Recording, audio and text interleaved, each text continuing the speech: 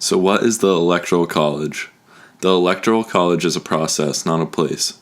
The Founding Fathers established it in the Constitution as a compromise between the election of the President by a vote in Congress and election of the President by a popular vote of qualified citizens.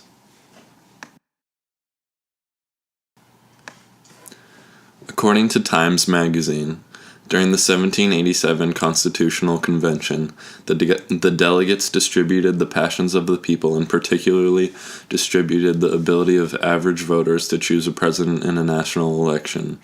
The result was the Electoral College, a system that gave each state a number of electors based on its number of members in Congress.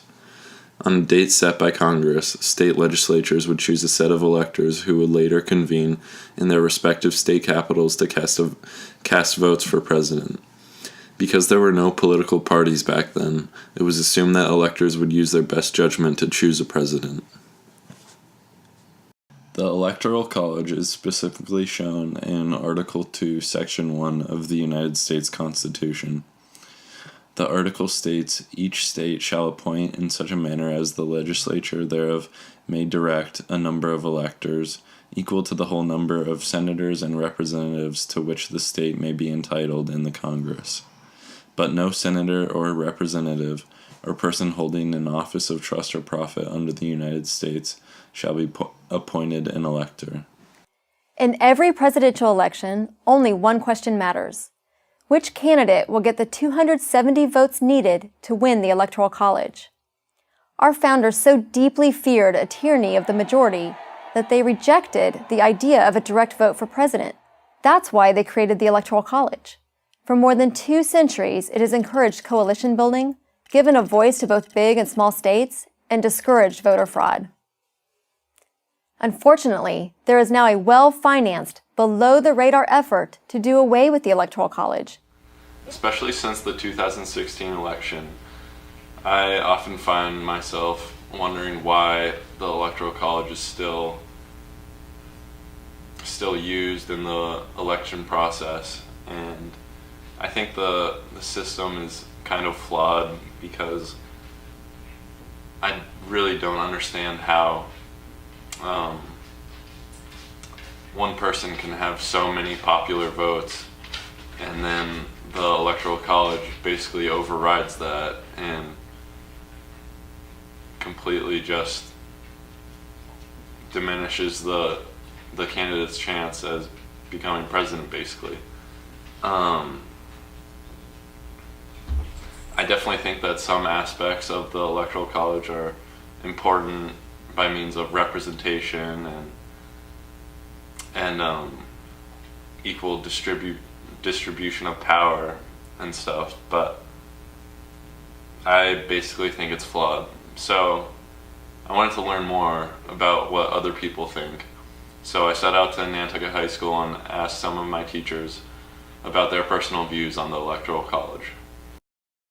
After the 2016 election, a large populace of the United States believes that the so-called process should be changed. Do you think that the Electoral College should be revised and changed for the future, and do you generally support the Electoral College? The Electoral College gives disproportionate power to the smaller states and is an antiquated system that no longer serves our modern democracy. So I have felt, even prior to the 2016 election, that the Electoral College, that we as a nation have outgrown the need for the Electoral College. I think in this day and age, everybody has the ability to get to a polling station, and that there should be one person, one vote. I think it needs to be revised. I don't know that we should throw it out, but I think it needs to be re-examined. I mean, it was made a long time ago.